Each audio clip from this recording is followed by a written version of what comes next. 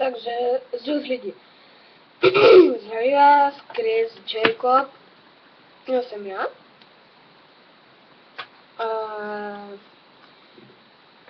vlastně tohle bude asi tak jakože kanál, hudební kanál, takže třeba jestli máte rádi Gangnam Style nebo Flowridu.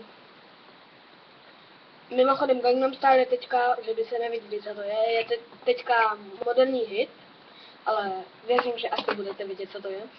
Nebo Single X, Silvery Večer nastal. Tohle video je speciálně pro moje spolužáky a jelikož nechci, oni ví kdo, ale jelikož nechci je tady zveřejňovat, protože by se v škole naštvali, tak tady prostě neuvedu jejich jméno. Oni ví kdo, koho myslím, všechny spolužáky, co sledují moje videa, a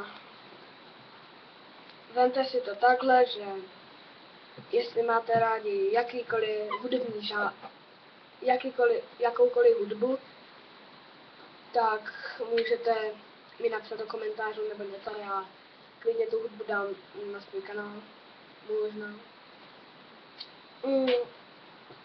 Mimochodem, tohle je video jenom tak na úvod, budu točit ze strany, což znamená, že nemůžete kritizovat, že uctívám tohle a že jsem nějaký křesťan a že mám rád tohle a tohle. Já osobně nemám rád náboženství, bez urážky. Ale to je jedno, natáčím jenom ze srandy, ne k nějakému sporu nebo tak, aby se, jakože tady uvedu jeho jméno, ani se mezi sebou navzájem začnou vraždit a tak. Takže já prostě jenom ze srandy. No, už ke mně.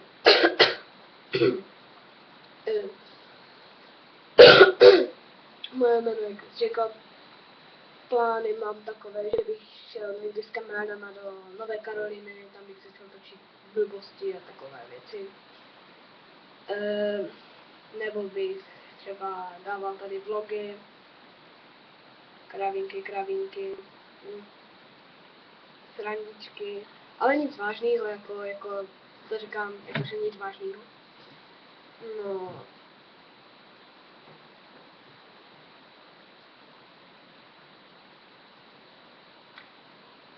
Třeba něco dějepisů, protože mě trochu škola baví, zajímá mě to.